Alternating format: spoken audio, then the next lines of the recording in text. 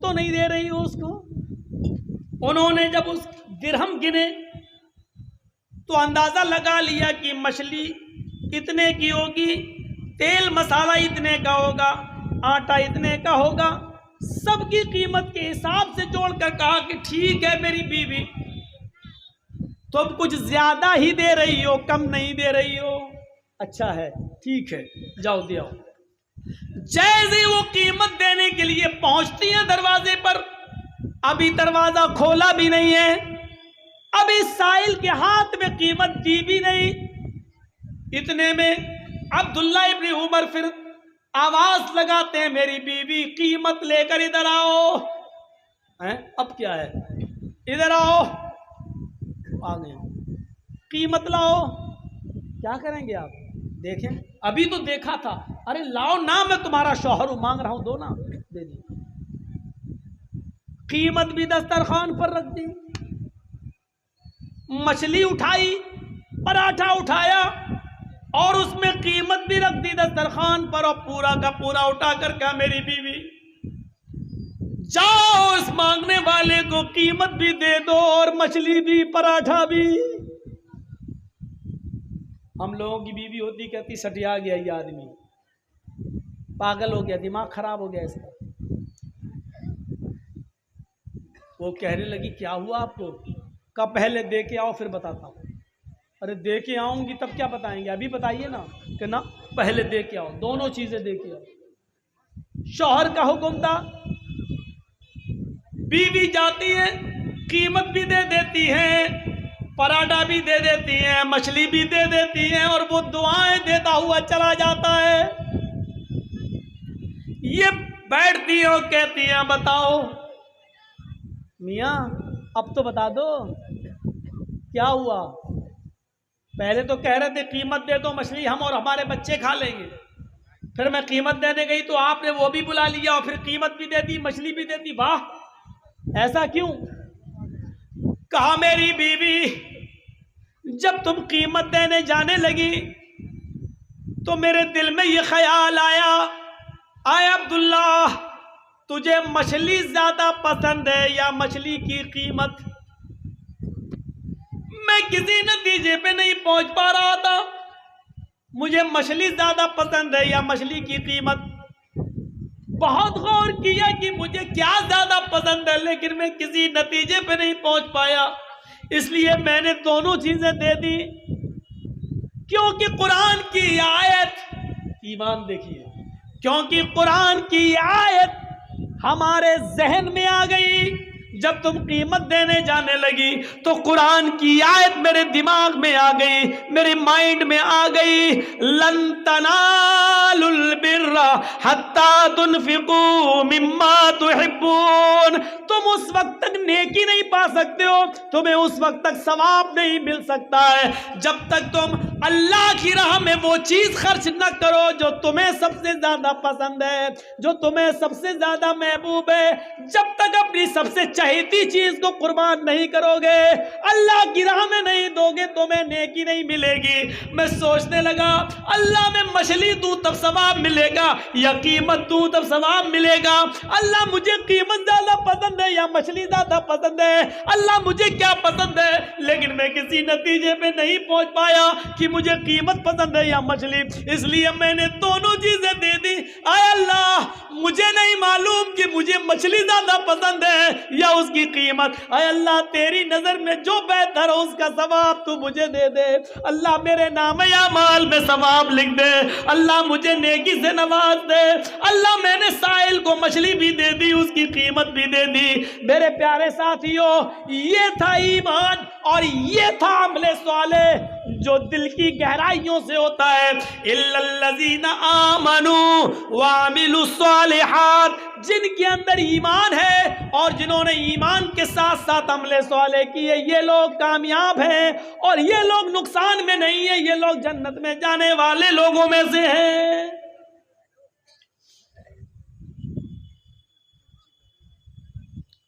ایک بچی یہاں پر بیٹھی ہوئی ہے، بلال چوک کی بتا رہی ہے، جس کسی بھائی کا بھی ہو یہاں سے آ کر کے لے کے جائیں۔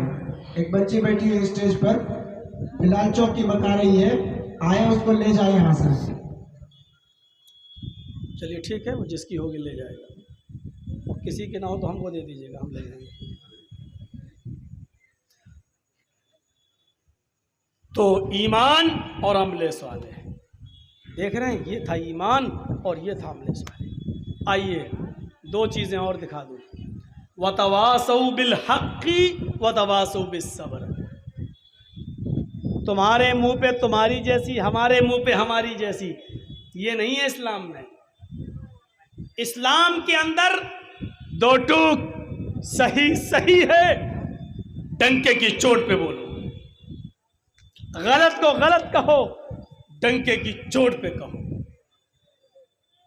ہے غلط تو غلط, ایسا بھی کر لو ویسا بھی, تمہارے منہ پہ تمہاری جیسی, ہمارے منہ پہ ہماری جیسی, نہیں. وَتَوَاسَوْا بِالْحَقِّ, ہمیشہ حق بات کہو. اور سب سے بڑا جہاد تو اللہ کے نبی نے یہی بتایا ہے, افضل الجہاد کلمۃ الحق. حق بات بولنا سب سے بڑا جہاد ہے, اور سب سے بڑا جہاد بادشاہ کے سامنے حق بات کہنا. دنیا میں ایسے بہت سے لوگ گزرے ہیں, طواف کر رہے ہیں. حضرت عبداللہ ابن عمر, سالم ابن عبداللہ ابن عمر, حضرت عبداللہ کے بیٹے, یعنی عمر فاروق کے بیٹے عبداللہ اور عبداللہ کے بیٹے سالم. تو سالم ابن عبداللہ ابن عمر خانہ کعبہ کا طواف کر رہے ہیں, عمر فاروق کے پوتے, اور ان کے جسم پر جو احرام ہے اس میں جوڑ ہی جوڑ لگے ہوئے ہیں, پیبند ہی پیبند لگے ہوئے ہیں. اور اس زمانے کا خلیفہ, اس زمانے کا مکے کا گورنر, مکے کا ذمہ دار ہشام ابن عبد الملک. ہشام ابن عبد الملک جب دیکھتا ہے تو پوچھتا ہے لوگوں سے, یہ کون آدمی ہے جس کے پیبند لگے ہوئے ہیں؟ لوگوں نے بتایا یہ حضرت عمر فاروق کے پوتے ہیں, حضرت سالم. اتنا بڑا امیر المومنین کا پوتا اور اتنا قریب. طواف کے دوران ہشام ابن عبد الملک نے عبداللہ ابن سالم ابن عبداللہ سے کہا, سالم کیا تم عمر فاروق کے پوتے ہو؟ انہوں نے کہا جی. مجھے جانتے ہو؟ کہا نہیں. کہا میں ہشام ابن عبد الملک ہوں, اس علاقے کا ذمہ دار. میں چاہتا ہوں کہ میں تمہاری کچھ مدد کروں. تمہاری حالت مجھے دیکھ کے ترس آ گیا ہے. اتنی بڑی زمین کا مالک حضرت عمر, 22 لاکھ مربع میل پر حکومت کرنے والی شخصیت, اور اس کا پوتا عبداللہ, اس کا پوتا سالم. یہ حال ہے کہ اس کو ایک احرام میں بھی 20 22 جوڑ لگے ہوئے ہیں, پہننے کے لیے احرام بھی نہیں. تم جلدی سے طواف کرو, جلدی سے نماز پڑھو اور میرے ساتھ چلو, میں تمہیں کچھ دیتا ہوں بیت المال سے. حضرت سالم ابن عبداللہ مسکراتے ہیں اور مسکرا کر کہتے ہیں, انی لا استحی من اللہ ان اسأل فی بیتہ غیرہ. ہشام, میں اس وقت خانہ کعبہ میں ہوں, اللہ کے گھر میں ہوں, اور اللہ کے گھر میں ہوتے ہوئے مجھے اللہ سے شرم آتی ہے کہ اس کے گھر میں ہوتے ہوئے میں کسی غیر کے سامنے اپنا دامن پھیلاؤں, میں کسی سے بھیک مانگوں, مجھے شرم آتی ہے اللہ سے. کیا جواب دیا؟ مجھے شرم آتی ہے, اللہ کے گھر میں ہوں, اللہ سے شرم آتی ہے کہ اس کے گھر میں ہوتے ہوئے کسی غیر سے مانگوں. نہیں. ہشام کی بڑی, اب نتیش ہم سے اگر کہہ دیں کہ جرجیت صاحب بولو مانگو, کیا مانگتے ہو؟ میں پورے بہار کا مالک ہوں, بولو کیا چاہتے ہو؟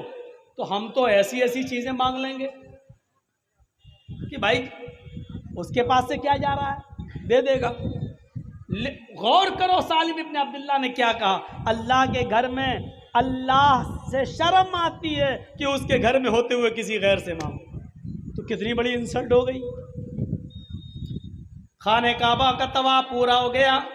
حضرت سالم نے 2 رکعت نفل نماز بھی پڑھی مقام ابراہیم پر. پھر دونوں ہاتھوں کو اٹھایا, رفع یدیہ للسماء, دونوں ہاتھوں کو اٹھا کر انہوں نے اللہ سے دعا بھی مانگی. ہشام دیکھ رہا ہے کہ سالم ابن عبداللہ دعا مانگ رہے ہیں. دعا مانگ کر جب یہ باہر نکلتے ہیں تو ہشام ابن عبد الملک چوراہے پر ایک راستے میں ان کو پکڑ لیتا ہے اور کہتا ہے الآن خرجت من بیت اللہ فاسأل،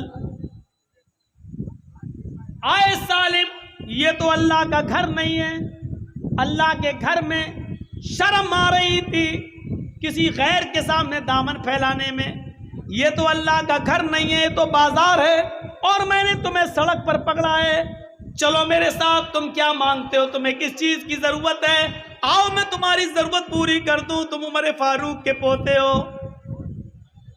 حضرت سالم ابن عبداللہ یہاں پر بھی مسکراتے ہیں اور کہتے ہیں کیا میری ضرورت پوری کرو گے، ام من حوائج الدنیا ام من حوائج الآخرہ، میری آخرت کی ضرورت پوری کرو گے یا دنیاوی؟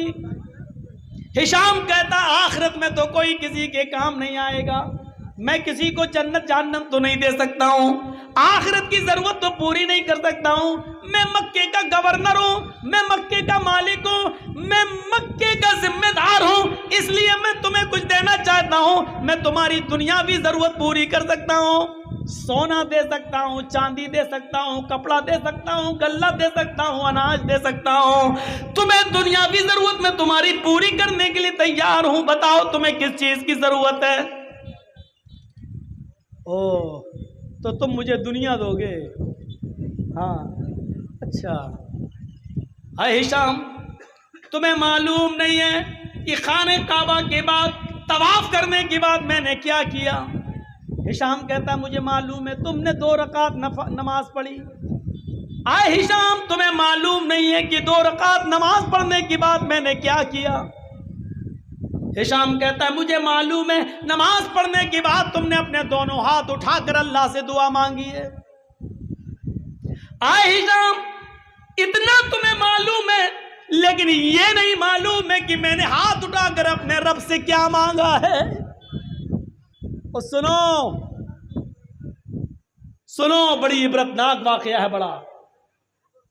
ہشام کہتا ہاں مجھے یہ نہیں معلوم کہ تم نے اپنے رب سے کیا مانگا، یہ معلوم ہے کہ طواف کیا ہے، یہ معلوم ہے طواف کے بعد 2 رکعت نماز پڑھی ہے، یہ معلوم ہے کہ نماز کے بعد دعا مانگی ہے، لیکن یہ نہیں معلوم کہ دعا میں کیا مانگا ہے۔ اے ہشام میں یہ بتانا بھی نہیں چاہتا کہ میں نے اپنے رب سے کیا مانگا، یہ میں جانتا ہوں اور میرا رب جانتا ہے، لیکن اتنا بتا دیتا ہوں تم مجھ سے بار بار کہہ رہے ہو کہ مجھ سے سونا مانگو، چاندی مانگو، کپڑا مانگو، اناج مانگو، غلہ مانگو، دنیا مانگو، تم مجھ سے بار بار کہہ رہے ہو کہ مجھ سے یہ مانگو، میری حالت دیکھ کر، میرے کپڑے دیکھ کر، میرا احرام دیکھ کر بار بار کہتے ہو میں دنیا بھی ضرورت پوری کر دوں۔ اے ہشام میں نے اپنے رب سے کیا مانگا یہ تو میں تجھے نہیں بتاؤں گا، لیکن تو بار بار دنیا مانگنے کا سوال کر رہا ہے تو میں اتنا بتا دوں کہ جب میں نے اپنے رب کے سامنے ہاتھ پھیلائے اور دونوں ہاتھ پھیلا کر جب اپنے رب سے دعا مانگ رہا تھا تو ما سألت الدنیا من یملکها فکیف اسألها من لا یملکها، تو جب میں اپنے ہاتھ پھیلا کر اللہ سے دعا مانگ رہا تھا تو دنیا تو میں نے اس سے بھی نہیں مانگی، ما سألت الدنیا من یملکها، سونا تو میں نے اس سے بھی نہیں مانگا، چاندی تو میں نے اس سے بھی نہیں مانگی، دولت تو میں نے اس سے بھی نہیں مانگی، غلہ اور اناج تو میں نے اس سے بھی نہیں مانگا، جو دنیا کا مالک ہے یہ دنیا تو بار بار مجھ سے کہہ رہا مانگو، ارے دنیا تو میں نے اس سے بھی نہیں مانگی جو دنیا کا مالک ہے، فَكَيْفَ أَسْأَلُهَا مَن لَّا يَمْلِكُهَا، تو میں اس سے دنیا کیسے مانگوں جو آج مرا اور کل یہ دنیا دوسرے کے ہاتھ میں چلی جائے گی، تو اس کا مالک نہیں ہے، خالی ہاتھ آیا تھا اور خالی ہاتھ جائے گا، جب دنیا کا کچھ حصہ ہے ہی نہیں تیرا تو میں تجھ سے کیا مانگوں، چل نہیں مانگتا، مجھے میرے حال پہ چھوڑ دے۔ غور کیجئے ایسے لوگ گزرے اس دنیا میں، حق بات بڑے بڑے لوگوں کے سامنے کہہ دیا کرتے ہیں۔ اللہ کے نبی نے بھی تو یہی کہا تھا، یہ کافر سورج اکھاڑ کے لائے میرے دائنے ہاتھ پہ لا کے رکھ دیں، چاند توڑ کر لائے اور بائیں ہاتھ پہ لا کے رکھ دیں، ایسا کر نہیں سکتے، لیکن ایسا کر بھی ڈالے دائیں اور بائیں ہاتھ میں لا کر رکھ دیں یہ تو ممکن ہے، لیکن میں حق کہنے سے رک جاؤں اور دعوت حق سے چوک جاؤں یا چھوڑ بیٹھوں یہ ممکن نہیں ہے۔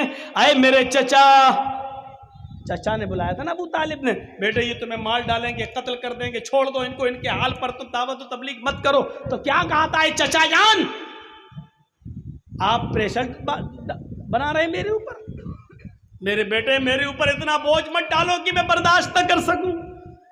تمہیں کوئی چھیڑے گا مارے گا تو سب سے پہلے تمہارا یہ چچا ابو طالب گرے گا، اس کو تکلیف ہوگی، میرے اوپر اتنا بوجھ مت ڈالو کہ میں برداشت نہ کر سکوں۔ تو کیا کہا چچا جان، اگر آج آپ اپنا ہاتھ میرے سر سے اٹھا رہے تو اٹھا لیجئے، میرے سر پر اللہ کا ہاتھ ہے، اس کی مدد ہے میرے اوپر، میرے ساتھ۔ اے چچا، اگر یہ کافرین مکہ سورج لائیں 9 کروڑ 30 لاکھ میل کی بلندی پر، لیکن یہ لے آئیں چاند 2,40,000 میل کی اونچائی پر، یہ لے آئیں دائیں اور بائیں ہاتھ پر لا کر رکھ دیں، یہ تو کرنا ان کے لیے ممکن ہے، لیکن میں باز آ جاؤں یہ ممکن نہیں ہے۔ یعنی الفاظ دیگر، سوئی کے سوراخ سے اونٹ داخل نہیں ہو سکتا، لیکن اگر اونٹ داخل ہو جائے یہ تو ممکن ہے، یہ تو ہو سکتا ہے، لیکن میں اللہ کی دعوت چھوڑ دوں اور دین حق سے باز آ جاؤں یہ ممکن نہیں ہے، میں نہیں چھوڑ سکتا، میں ایسا نہیں کر سکتا۔ امام مالک کا تصور دیکھو، امام مالک کیسے کوڑے مارے گئے تھے، ان کو ہاتھ پیر شل پڑ گئے تھے، اتنا مارا کہ دونوں ہاتھ اٹھتے نہیں تھے۔ جرم کیا تھا؟ صرف اتنا کہ اس زمانے کے بادشاہ کو کسی غریب کی بیوی پسند آ گئی تھی اور وہ بڑی خوبصورت تھی۔ اس نے سارے مولویوں کو بلایا اور کہا کہ یہ عورت پر میری نیت خراب ہے، بتاؤ یہ عورت میری کیسے بنے گی؟ کہا یہ تو بہت بری بات ہے بھائی، کسی کی بیوی کو آپ اپنا کیوں بنانا چاہتے ہیں؟ اس نے درہم و دینار کی تھیلیاں پھینکی، مولویوں نے کہا یہ تو بہت آسان ہے، دیکھ رہے ہیں پیسوں میں مسئلے بھی بدلے جاتے ہیں۔ کہا کیا ہے؟ کہا آپ پاور میں ہیں، آپ اس آدمی کی گردن پر تلوار رکھوا دیجئے، بس قتل مت کیجئے، اور تلوار رکھ کر کہیے اپنی بیوی کو طلاق دے ورنہ گردن اڑا دوں گا، اور وہ طلاق دے دے گا، طلاق دے گا، وہ عدت گزارے گی، آپ اس سے شادی کر لیجئے۔ ایسا ہی ہوا۔ پہلے سیدھے سمجھایا، قریب آدمی نے کہا واہ صاحب میری بیوی کوئی پریشانی نہیں، ہم کیوں طلاق دے دیں؟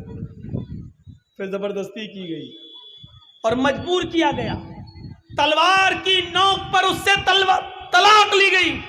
بیوی کہتی ہے میرے پیارے شوہر، میں ہمیشہ سے دل سے آپ کی تھی اور آپ ہی کی رہوں گی، لیکن آپ کی گردن اڑا دی جائے مجھے یہ بھی گوارا نہیں ہے، آپ مجبوری میں مجھے طلاق دے دیجئے، میں عدت گزاروں گی، اور بادشاہ اگر شادی کرنا چاہ رہا ہے تو میں کر لوں گی، لیکن میں دل سے کبھی اس کی نہیں ہوں۔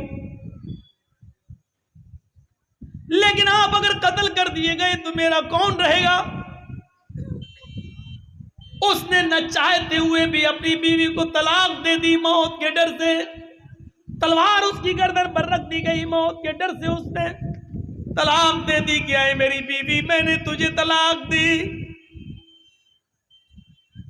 عدت گزارنے کے بعد بادشاہ نے اس سے شادی کر لی، سارے مولوی بکے ہوئے، بادشاہ نے سب کو خرید لیا۔ اس زمانے کا سب سے بڑا بزرگ امام مالک رحمت اللہ علیہ، جب ان کے کانوں میں یہ آواز جاتی ہے کہ بادشاہ نے اس غریب آدمی کی گردن پر تلوار رکھ کر اس سے زبردستی طلاق دلوائی اور مجبوری میں اس نے طلاق دی، تو جمعرات کی رات کو حدیثوں کی تیاری کی اور جمعے کے دن اپنے سر پر کفن کا امامہ باندھ کر جاتے ہیں، جمعے کا خطبہ دیتے ہیں۔ جس مسجد میں امام مالک رحمت اللہ علیہ جمعے کا خطبہ دیتے تھے اسی مسجد کے اندر بادشاہ بھی نماز پڑھنے آتا تھا. بادشاہ کے 50 باڈی گارڈ ننگی تلوار لے کر مسجد میں حاضر ہوتے تھے کہ ہمارے بادشاہ کے اوپر کوئی غلط نظر نہ ڈالے یا اس کو خطرہ نہ ہو. وہ ننگی تلواریں چمک رہی تھی. بادشاہ مسجد میں آیا ہوا تھا. امام مالک نے کفن کا امامہ باندھا تھا اور سر پر لپیٹ کر آئے تھے. چھڑی لیتے ہیں اور جمعہ کا خطبہ دینا شروع کر دیتے ہیں اور اس خطبے میں کہتے ہیں میں نے سنا ہے کہ اس ملک کے بادشاہ نے ایک غریب آدمی کی گردن پر بندوق رکھ کر تلوار رکھ کر اس سے طلاق دلوائی ہے اور سارے مولویوں نے فتویٰ دے دیا کہ طلاق چاہے زبردستی دلوائی جائے چاہے جیسے طلاق ہو جاتی ہے. سنا ہے کہ اس عورت نے مجبوری میں طلاق لے لی اور اس آدمی نے مجبوری میں طلاق دی. اللہ کرے یہ بات جھوٹ ہو. اگر یہ سچ ہے تو سن لو. جناب محمد رسول اللہ صلی اللہ علیہ وسلم نے فرمایا ہے ان الطلاق المکرہ لیس بشیء. زبردستی دلوائی ہوئی طلاق نہیں ہوتی ہے. ان الطلاق المکرہ لیس بشیء. زبردستی دلوائی ہوئی طلاق نہیں ہوتی ہے. اگر تلوار رکھ کر طلاق دینے پر مجبور کیا تو وہ طلاق ہی نہیں ہوئی ہے. اور بادشاہ نے اس عورت سے اگر نکاح کیا ہے تو بادشاہ حرام کاری کر رہا ہے, اس عورت کے ساتھ زنا کر رہا ہے. خطبہ دے کر ختم کرتے. امام مالک کو معلوم تھا کہ میرا انجام کیا ہوگا. انہوں نے نماز پڑھائی. میں نے کہا نا ہر کسی کا دل اتنا مضبوط نہیں ہوتا ہے کہ وہ ڈنکے کی چوٹ پر حق بات کہہ دے اور بادشاہ کے سامنے کہہ دے, یہ تو ممکن ہی نہیں. لیکن امام مالک کو معلوم تھا. اپنے گھر پہ کہہ کے بھی آئے تھے کہ بیوی میرا انتظار مت کرنا, کہہ کے بھی آئے تھے. امام مالک رحمت اللہ علیہ نے جب یہ فتویٰ دے دیا آئے اور نماز پڑھایا. نماز پڑھانے کے بعد جیسے ہی مسجد سے باہر نکلتے ہیں لوگوں کو معلوم ہے, اس مسجد کے مصلیوں کو معلوم ہے, اس مسجد کے نماز پڑھنے والوں کو معلوم ہے کہ امام مالک اب نہیں بچیں گے. مسجد سے باہر نکلتے ہی امام مالک کو ان 500 باڈی گارڈوں نے گرفتار کر لیا اور پہلے ان کو بادشاہ کے دربار میں لایا گیا. بادشاہ نے پہلے پیار سے سمجھایا. امام مالک کہتے ہیں آپ کا پیار سراہوں پر, لیکن حدیث اپنی جگہ پر ان الطلاق المکرہ لیس بشیء. زبردستی دلوائی ہوئی طلاق نہیں ہوتی ہے. پھر ان کے سامنے درہم و دینار کی تھیلیاں پھینکی جاتی ہیں کہ یہ لے لو, مسئلہ بدل دو. امام مالک رحمت اللہ علیہ کا جواب یہ تھا, درہم و دینار کو دیکھا تو بادشاہ کے سامنے انہوں نے اپنا پیر پھیلا لیا. بادشاہ نے کہا کہ آپ کا جواب چاہیے. امام مالک کہتے ہیں کہ میرا پھیلا ہوا پیر آپ کو جواب دے رہا ہے. کہا میں سمجھا نہیں. امام مالک رحمت اللہ علیہ جواب دیتے ہیں کہ بادشاہ کے سامنے پیر پھیلانے والا بادشاہ کے سامنے کبھی ہاتھ نہیں پھیلاتا.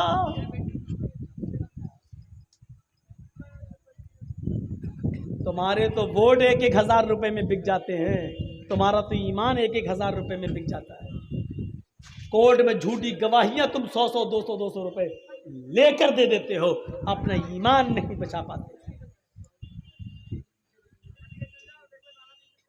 ووٹ تک بیچ دیتے ہو. ووٹ 500 روپے لیا فلاں پارٹی کو دینا, معلوم ہے اس سے نقصان ہے, پھر بھی ہم دیتے ہیں. جن کے ووٹ 500 اور 1000 روپے میں بک جائیں, ارے تم سے اچھی قیمت تو اس کتے کی ہے جو کم سے کم 10,000 روپے میں خریدا جاتا ہے. 10,000 روپے میں اس کتے کی قیمت 10,000. تمہاری قیمت, تمہارے ضمیر کی قیمت 1,000. کتوں سے بھی سستے ہیں آج ہمارے ضمیر, ہمارے دل کتوں سے بھی زیادہ سستے ہیں.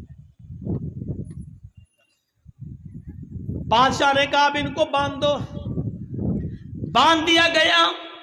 फिर उनके ऊपर कोड़े बरसाए गए, 80 कोड़े ऐसे मारे गए, लौ ज़ुरिबतिल फ़ीलु लहरबत, अगर वो 80 कोड़े किसी हाथी को मारे जाते तो हाथी भी भाग जाता, हाथी भी बर्दाश्त नहीं कर पाता।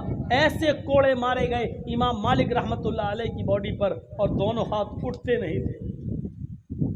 चीख कर कहने लगे बादशाह, मार खाने से मैं बच नहीं रहा हूं, न भाग रहा हूं, अजान की आवाज आ रही है, नमाज पढ़ लेने दे। ठीक है, एक आदमी ने उनको वुजू बनवाया, नमाज पढ़ने के लिए खड़े होते हैं उसी बादशाह के दरबार में, लेकिन हाथ उठने के लायक नहीं है। इतना मारा गया हाथ में कि दोनों हाथ जमीन पर लटके हुए, उड़ नहीं रहे, शल पड़ गए। ऐसे ही बोलते हैं अल्लाहु अकबर, हाथ लटके हुए हैं क्योंकि उठ ही नहीं रहे हैं। आपने देखा होगा, कभी हज करने गए होंगे मक्के में या मदीने में, बहुत से लोग हाथ छोड़ के नमाज पढ़ते हैं, दोनों हाथ नीचे करके। क्यों? इमाम मालिक के मानने वाले हैं, वो कहते हैं कि हमारे इमाम ने नहीं बांधे थे इसलिए हम भी नहीं बांधेंगे। ये नहीं देखते हैं कि इमाम मालिक ने मजबूरी में नहीं बांधे, उनको बादशाह ने मारा था, कोड़े मारे थे, इसलिए उनके हाथ उठते ही नहीं थे। अब जब उठ ही नहीं रहा तो आदमी नमाज कैसे पढ़ेगा? कैसे? वो मजबूरी में बांधे थे इमाम मालिक को, इमाम मालिक ने मजबूरी में छोड़े, तुम जानबूझ के छोड़ रहे हो। उसके बाद में फिर उन पर कोड़े बरसाए गए। जब देखा गया कि कोड़े खाने के बाद भी ये नहीं मानते तो कहा इनको मारना तो बेकार है, इनकी जान न ली जाए। इनके पैरों में बेड़ियां डाल दी गई। मंजर देखना, हक बात बोलने का रिजल्ट देखो। उनके पैरों में बेड़ियां डाल दी गई, हाथों में हथकड़ियां डाल दी गई, और एक घोड़े के ऊपर ऐसे उनको डाल दिया गया, पेट के बल उनको डाल दिया गया, पैर इस तरफ और मुंह इस तरफ, ऐसे पेट के बल ऐसे, पैरों में पैरों में बेड़ियां हैं, हाथों में हथकड़ियां हैं, और ऐसे उनको घोड़े पे डाल दिया गया है। और बादशाह ने कहा पूरे मदीने के अंदर इनको घुमाओ और ऐलान कर दो कि जिसने भी बादशाह के खिलाफ अगर फतवा दिया और बादशाह के खिलाफ जबान खोली, उसका यही हाल होगा जो मैंने इमाम मालिक का किया है, यही उसके साथ किया जाएगा, बल्कि इससे भी बड़ी सजा दी जाएगी। एक आदमी बादशाह का चमचा घोड़े की लगाम पकड़ता है, इमाम मालिक को औंधे मुंह घोड़े पर डालता है और मदीने के चक्कर लगा रहा है, पूरी बस्ती में घुमा रहा है। और कुर्बान जाओ इमाम मालिक रहमतुल्लाह अलैह के इन जुमलों पर, बस्ती में घूमते भी जा रहे हैं। बादशाह का चमचा कह रहा है बादशाह की बात नहीं मानी इसलिए सजा मिली है, अगर किसी ने भी सर ऊंचा किया और बादशाह के खिलाफ जबान खोली तो उसका यही अंजाम होगा। जब वो चुप होता, जब बादशाह का चमचा चुप होता तो इमाम मालिक जोर से चीखते हुए कहते हैं ये बादशाह का चमचा है, झूठ बोल रहा है। ऐ मदीना वालों, बादशाह के खिलाफ बोलने से हमें ये सजा नहीं मिली, बल्कि मोहम्मदुर रसूलुल्लाह की हदीस सुनाने की सजा मिली है।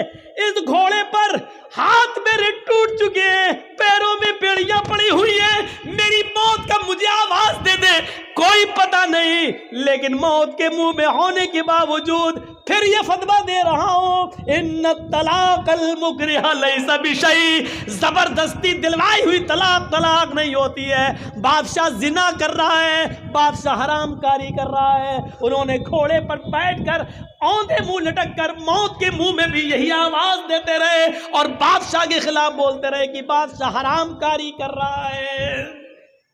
वतवासौ बिल हक़्क़ी, हक बात बोलना हर किसी के बस की बात नहीं है, और जो बोलता है उसको ऐसे ही परेशानियां आएंगी। अगर परेशानियां उठाने का कलेजा हो आपके अंदर तो हक बात बोलो, वरना अपने घर में सर्दियों में लिहाफ ओढ़ के सोइए और गर्मियों में ठंडी एसी चला के सोइए, उसी में आपको आराम मिलेगा। इसलिए कि हक बात कहने का कोई फायदा, हक बात कहो और परेशानी ना, ऐसा हो नहीं सकता। और आप تقریریں کر رہے ہیں، جلسے کر رہے ہیں اور پریشانیاں نہیں آ رہی ہیں، تو اس کا مطلب یہ ہے کہ آپ کی دعوت حق نہیں ہے، آپ سچ نہیں بول رہے ہیں، آپ کی دعوت میں کہیں کمزوری ہے۔ آپ کی دعوت میں حق بات کس کو کہتے معلوم ہے؟ اللہ کے رسول نے جب کوہ صفا پہ چڑھ کے کہا تھا، آئے پہاڑ کے ارد گرد جمع ہونے والوں، اس پہاڑ کے پیچھے، اگر میں یہ کہوں کہ اس پہاڑ کے پیچھے ایک لشکر چھپا ہوا ہے جو بہت جلدی تم پر حملہ کرنے والا ہے، تو تم میری بات کو مانو گے یا نہیں مانو گے؟ تو لوگوں نے کیا کہا تھا؟ قالوا ما جربنا علیک الا صدقا، اے اللہ کے رسول ہم آپ کی بات کو مانیں گے، ہر حال میں مانیں گے۔ آپ نے کہا کیوں مانو گے میری بات؟ کہا اس لیے مانیں گے کیونکہ ہم نے آپ کی 40 سال کی زندگی دیکھی ہے، آپ زندگی میں کبھی جھوٹ نہیں بولے ہیں، اس لیے ہم آپ کی بات مانیں گے۔ جب آپ نے یہ کہلوا دیا کہ زندگی میں آپ کبھی جھوٹ نہیں بولے، تو مجھے سچا مانتے ہو؟ ہاں مانتے ہیں۔ تو یہ بھی سچ ہے کہ میں اللہ کا رسول بنا کر بھیجا گیا ہوں۔ قولوا لا الہ الا اللہ، تم ایک اللہ کی عبادت کرنے والے بن جاؤ، لا الہ الا اللہ کہہ دو، کامیاب ہو جاؤ گے۔ تو جانتے ہو جیسی آپ نے حق بات کہی، لا الہ الا اللہ کہہ دو، تو سب سے پہلے دشمنی کس نے کی؟ سب سے پہلے کون اٹھا اسی مجمع میں؟ جو نیچے کھڑا تھا، آپ کا چچا ابو لہب کھڑا ہوتا ہے اور کیا کہتا؟ تبا لک یا محمد الہذا جماعتنا، اے محمد تو برباد ہو جا، اے محمد تو مٹ جا۔ کیا اسی لیے جمع کیا تھا؟ ہم تیری بات مان لیں، ایک اللہ کے کو معبود مان لیں اور 360 بتوں کو چھوڑ دیں، ود سوا یغوث یعوق نسر کو چھوڑ دیں، تو برباد ہو جا، تو مٹ جا۔ سب سے پہلے مخالفت کس نے کی؟ چچا نے۔ پتا چلا کہ حق بات جب آپ پیش کرو گے تو سب سے پہلے آپ کے رشتہ دار آپ سے ناراض ہوں گے، آپ کے ماں باپ آپ سے ناراض ہوں گے، آپ کے رشتہ دار آپ کو آپ کے گھر سے نکالیں گے۔ اگر اس کے لیے آپ تیار ہو تو حق بات پیش کرو، توحید کی دعوت دو، اور اگر آپ چاہو راضی رہے رحمان بھی اور خوش رہے شیطان بھی، تو معاف کیجئے گا، یہ بہت آسان کام ہے۔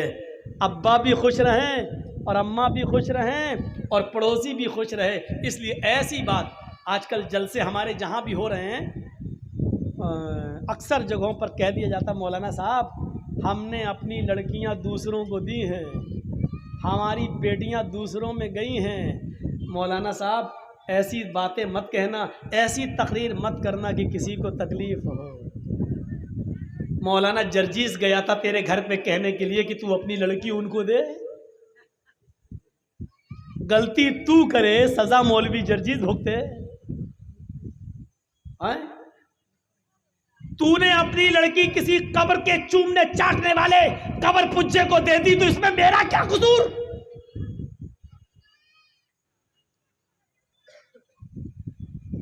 سلیمان تیمی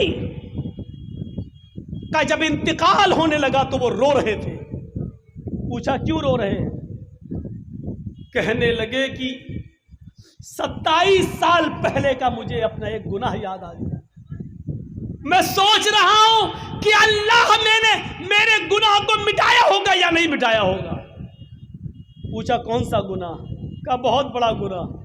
اور بڑا گناہ کیا؟ ابھی میں بتاتا ہوں آپ کا، وہ یہ گناہ سلیمان تیمی 27 سال سے توبہ کر رہے ہیں اپنے گناہ کی، اور 27 سال کے بعد جب ان کے انتقال کا وقت قریب آیا تو رو رہے ہیں۔ پوچھا کیوں رو رہے ہو؟ کہا 27 سال پہلے گناہ یاد آ گیا، اسی کو یاد کرتا ہوں تو روتا ہوں، پتہ نہیں اللہ نے مجھے معاف کیا ہوگا یا نہیں کیا۔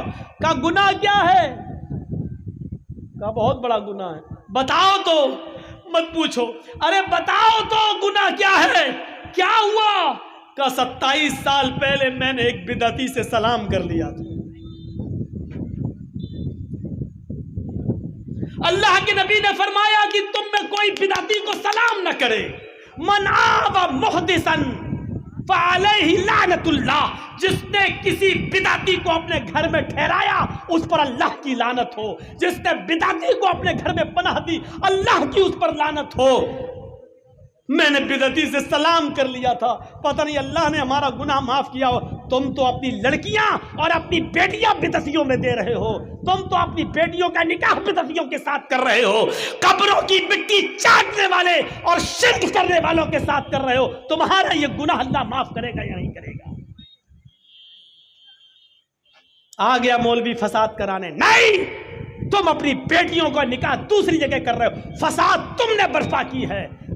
تم اپنے آپ کو اہل حدیث کا ٹائٹل لگانا چھوڑو، تم اہل حدیث کہلانے کے لائق نہیں ہو. اہل حدیث کا ٹائٹل اتنی آسانی سے ہر کسی کو نہیں لگانے دیں گے ہم. یہ کسی کے باپ کی جاگیر نہیں ہے جو چاہے لگا دے. اپنے سا کون؟ اہل حدیث. اہل حدیث اہل حدیث اہل حدیث وہ ہوتا ہے کہ امام شافعی نے فرمایا تھا کہ جب میں کسی اہل حدیث کو دیکھتا ہوں تو ایسا لگتا ہے جیسے میں کسی صحابی کو دیکھ رہا ہوں. یہ اہل حدیث کا عمل تھا کہ امام شافعی فرماتے ہیں کہ جب میں کسی اہل حدیث کو دیکھتا ہوں، پڑھیے کتاب علوم امام شافعی کی. امام شافعی نے کہا جب میں کسی اہل حدیث کو دیکھتا ہوں تو لگتا ہے کسی صحابی کو دیکھتا ہوں. اہل حدیث کا عمل صحابی کے عمل سے ملتا جلتا تھا. غلطی آپ کرو، سزا مولوی جرجیز ٹھوکتے. حق بات ڈنکے کی چوٹ پر کہی جائے گی. وَتَوَاصَوْا بِالصَّبْرِ، آخری چیز رہ گئی ہے صبر. صبر بھی کرنا پڑے گا. حق بات کہو گے تو ماریں ملیں گی، پتھر پڑیں گے، انڈے پھینکے جائیں گے، ٹماٹروں کی بارش ہوگی، جیل کی سلاخوں کے پیچھے جانا پڑے گا. اور کس نے حق بات کہہ کر پریشانیاں برداشت نہیں کی؟ حضرت بلال کو تپتی ریت پہ لٹایا گیا. کیوں؟ آگ کے انگاروں پہ لٹایا گیا اور اس وقت تک لٹایا گیا اور بھاری پتھر ان کے سینے پہ رکھ دیا گیا جب تک آگ کے انگارے بجھ کر کوئلہ نہیں ہو گئے. کیوں؟ حضرت خباب ابن عارت کو دیکھو، حضرت خبیب کو دیکھو، ان کی تاریخ پڑھو، امام احمد ابن حنبل کی تاریخ پڑھو. حق بات کے کہنے کی بس کیا کیا سزائیں ملی، لیکن انہوں نے صبر کیا. حضرت سمیہ کا واقعہ کون نہیں جانتا؟ سمیہ سنا ہے، ابو جہل نے کہا سنا ہے کہ تو محمد کے رب پر ایمان لے آئی.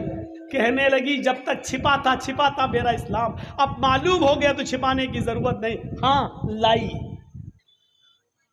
کہا چھوڑ دے، کہا نہیں چھوڑ سکتی. کہا تیرا بیٹا کہاں ہے؟ سچ بتا دیا. تیرا شوہر کہاں ہے؟ سچ بتا دیا. پکڑ کے لاؤ اس کے بیٹے عمار کو، پکڑ کے لاؤ اس کے پتی کو یاسر کو. دونوں کو پکڑ کے لایا گیا. عمار کو باندھ دیا گیا، یاسر کو باندھ دیا گیا. اس کے سامنے عمار کی ماں سمیہ، یاسر کی بیوی سمیہ کھڑی ہے.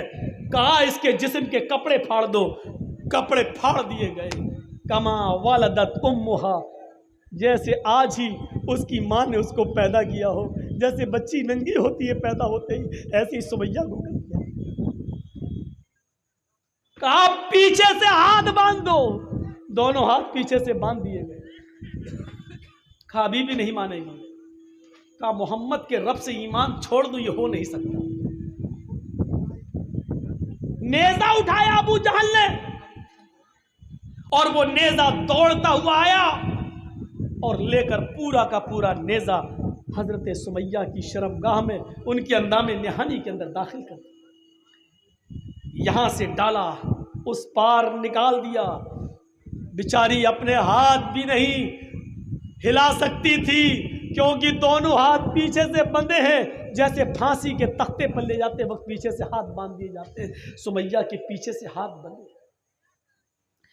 اندام نہانی میں شرمگاہ میں نیزہ داخل کر دیا گیا.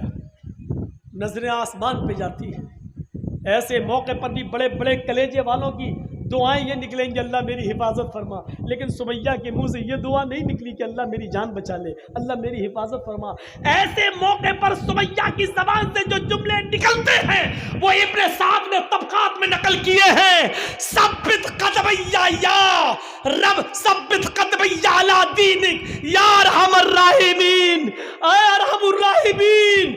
ابو جہل کا یہ نیزہ جو میری شرمگاہ کو پار ہو گیا ہے، اس کی دی ہوئی تکلیف ہے. اے اللہ کہیں مجھ سے میرا اسلام نہ چھین لیں، کہیں مجھ سے میرا دین نہ چھین لیں، کہیں مجھ سے میرا مذہب نہ چھین لیں، کہیں مجھ سے میری توحید نہ چھین لیں. اے اللہ ابو جہل کی دی ہوئی تکلیفوں سے میرے ایمان کو ثابت قدم رکھنا، میرے قدم کو ثابت قدم رکھنا. اے اللہ میرا ایمان نہ لرز جائے، میرا ایمان نہ لرز جائے. اللہ میرے اسلام میں کہیں جنبش نہ آ جائے.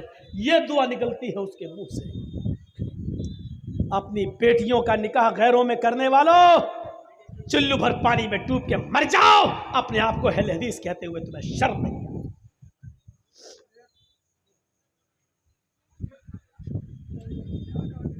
جب تمہاری بیٹی ان کے گھر میں مرے گی نا، موت تو سب کو آئے گی، تو ان کا امام جب نماز جنازہ پڑھائے گا تو جانتے ہو، اللہ اکبر، سبحانک اللہم و بحمدک و تبارک اسمک و تعالی جدک و لا الہ غیرک، اللہ اکبر، اللہم صلی علی محمد، اللہم بارک علی محمد، اللہ اکبر، اللہم اغفر لحینا و میتنا و غائبنا و شاہدنا، اللہ اکبر، السلام علیکم ورحمۃ اللہ، السلام علیکم ورحمۃ اللہ، ہو گئی نماز جنازہ۔ سورہ فاتحہ نہیں پڑھی جائے گی، نہ امام پڑھے گا نہ مقتدی پڑھیں گے، اور ہمارا ایمان ہے، ہمارا عقیدہ ہے، سورہ فاتحہ کے بغیر کوئی نماز نہیں ہے۔ گویا کہ ہماری بیٹی کو بغیر نماز جنازہ پڑھے دفن کر دیا جائے۔ کبھی سوچا ہے ٹھنڈے دماغ سے کہ آپ کی بیٹی مرے اور بغیر جنازے کی نماز کے دفن کر دی جائے، کیسا لگے گا؟ شرم مگر ہمیں نہیں آتی۔ پراپرٹی والا تھا، جائیداد والا تھا، زمین اچھی تھی، نوکری تھی، سروس والا تھا، بینک بیلنس اچھا تھا، اس لیے کر دیا۔ دنیا تو تمہیں مل گئی لیکن آخرت نصیب نہیں، آخرت نصیب نہیں۔ سمیہ کی شرمگاہ میں نیزہ داخل کر دیا گیا، چیختی ہے یا ثبت قدمی علی دینک یا ارحم الراحمین، اے ارحم الراحمین، اے رحم کرنے والے میری حالت پر رحم فرما، اے میرے رب میرے قدم کو اپنے دین کے اوپر ثابت رکھنا۔ ابو جہل نے کہا، اس کے باوجود نہیں مانی، کہا 2 اونٹ منگاؤ۔ طبقات کے الفاظ، ایک اونٹ کا چہرہ پورب کی طرف کر دیا، ایک اونٹ کا چہرہ پشچم کی طرف کر دیا، اس پیر کو سمیہ کے اس اونٹ سے باندھا، اس پیر کو اس اونٹ سے باندھا۔ کہا سمیہ ہاتھ تو تیرے بندے ہیں، پیر تیرے دونوں اونٹ سے باندھ دیے گئے ہیں، ایک اونٹ ادھر بھاگے گا ایک اونٹ ادھر بھاگے گا، کوڑا مارنے کی دیر ہے، بس اب دیکھ لے تیرا انجام کیا ہوگا۔ یہ منظر دیکھ کر عمار کی آنکھوں میں آنسو آ گئے، یاسر کی آنکھوں میں آنسو آ گئے۔ سمیہ مسکراتے ہوئے کہتی ہے، میرے بیٹے تم کیوں رو رہے ہو؟ میرے شوہر تم کیوں رو رہے ہو؟ اللہ کی قسم، اللہ کی قسم ایسی تقریر کرنے والی عورت پیدا نہیں ہوئی۔ آئے میرے بیٹے عمار، آئے میرے ہسبینڈ، آئے میرے شوہر یاسر، اللہ کی قسم وہ جنت دیکھو مجھے دکھائی دے رہی، اللہ کی قسم وہ جنت کی نعمتیں مجھے دکھ رہی ہیں۔ آئے میرے بیٹے، جنت کی خوشبو میری ناک تک آ رہی ہے، مجھے محسوس ہو رہی ہے، تمہیں نہیں۔ اوف، جملے دیکھیے۔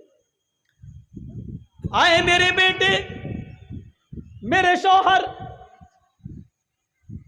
ہو سکتا ہے عورت ہونے کی حیثیت سے یہ سزا مجھے ہلکی دی جا رہی ہو، تم مرد ہو، میرے بعد تمہیں یہ سزا اور بھی زیادہ سخت دی جائے، لیکن تم پیچھے مت ہٹنا۔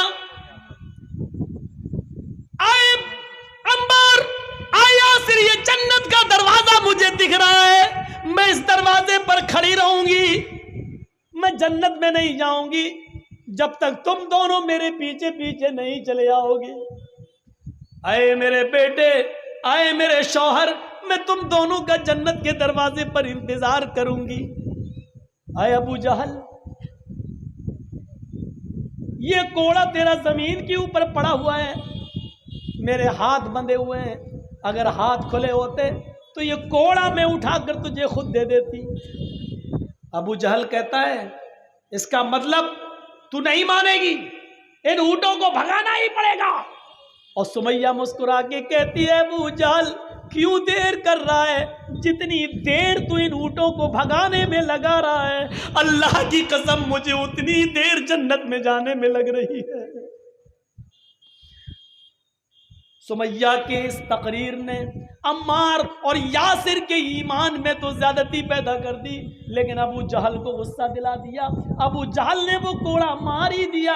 ایک اونٹ پورب کی طرف بھاگا، ایک اونٹ پشچم کی طرف بھاگا، اور سمیہ کے بیچ سے دو ٹکڑے ہو گئے۔ گردن تک جاتے جاتے چہرہ بچ گیا، سمیہ کا ایک دھڑ ادھر ہے لیکن چہرے والا دوسرا دھڑ الگ پڑا ہے۔ سمیہ شہید ہوتے ہوتے بھی مسکرا رہی تھی، اس کی جب روح اس کے جسم سے نکلی تو اس کے چہرے پر مسکراہٹ تھی۔ ابو جہل نے اس کے چہرے پر جب مسکراہٹ دیکھی تو طبقات کے الفاظ ہیں، اس نے پتھر اٹھا کر اپنے سر کو پھوڑنا شروع کر دیا۔ لوگوں نے کہا ابو جہل میرے سردار یہ تمہیں کیا ہو گیا ہے؟ ابو جہل کہنے لگا قسم ہے مجھے لات و منات کی عزا کی، میں ہار گیا، سمیہ جیت گئی، میں ہار گیا، سمیہ جیت گئی۔ میں نے سب کچھ چھینا لیکن مرتے وقت سمیہ کے چہرے کی مسکراہٹ نہ چھین سکا۔ دیکھو مرتے وقت بھی مسکرا رہی ہے اور مجھے چڑھا رہی ہے، سمیہ جیت گئی، میں ہار گیا۔ عمار اور یاسر کو چھوڑ دیا، جاؤ تمہاری ماں اور تمہاری بیوی کی میں نے جان لے لی، تم دونوں کو چھوڑ رہا ہوں، مہلت دے رہا ہوں، جاؤ۔ جب یہ منظر عمار و یاسر نے جو اپنی آنکھوں سے دیکھا تھا، اللہ کے نبی جناب محمد رسول اللہ کو سنایا تو نبی اکرم کی آنکھوں سے آنسوؤں کی موتی بکھرنے لگے، آنسو گرنے لگے۔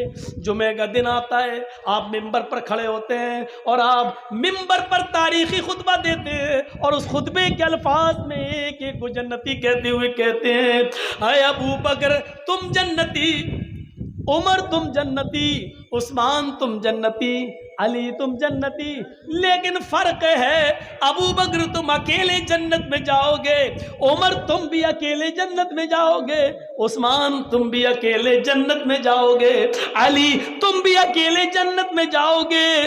آئین عمار آئین یاسر، لبیک یا رسول اللہ، ہاں میں یہاں ہوں۔ عمار کہاں ہے؟ میں یہاں ہوں۔ یاسر کہاں ہے؟ میں یہاں ہوں۔ اصبروا یا آل یاسر فإن موعدکم الجنہ، اے یاسر کے گھرانے والوں صبر کرو، صبر کرو، سارے صحابہ ایک ایک کر کے جنت میں جائیں گے، تمہارا پورا خاندان ایک ساتھ جنت میں جائے گا۔ یعنی سمیہ، عمار اور یاسر تم تینوں ایک ساتھ جنت میں جاؤ گے۔ اصبروا یا آل یاسر فإن موعدکم الجنہ، اے یاسر کے گھرانے والوں صبر کرو، تمہارا پورا خاندان ایک ساتھ جنت میں جائے گا۔ صبر کرو، پورا خاندان جنت میں جائے گا، صبر کرنے پر جنت مل رہی ہے۔ میرے پیارے ساتھیوں، حق بات کہو گے تو پریشانیاں آئیں گی، پریشانیاں آئیں گی تو صبر کرنا پڑے گا، صبر کرتے ہو تو ہم کامیاب ہو رہے ہیں۔ یہ چند باتیں میں نے 2 گھنٹے کی اسپیچ میں کہی ہیں۔ اللہ سے دعا کیجئے کہ بار الہ تو ہماری خطاؤں کو معاف فرما دے، ہمارے گناہوں کو بخش دے۔ ایک منٹ بیٹھیے تو آپ لوگ تھوڑا سا میری بات مانیے، میں زیادہ ٹائم نہیں لوں گا۔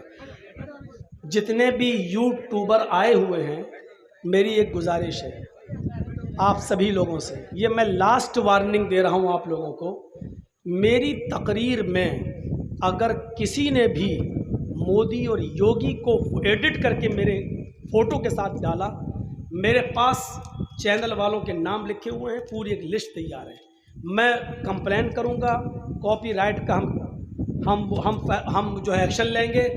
میری تقریر آپ ایڈٹ کریں گے، اسلامی نام رکھیں گے، لپسٹک لگانے والی عورت کو کیا کہا مولانا، یہ کون سا ٹاپک ہے؟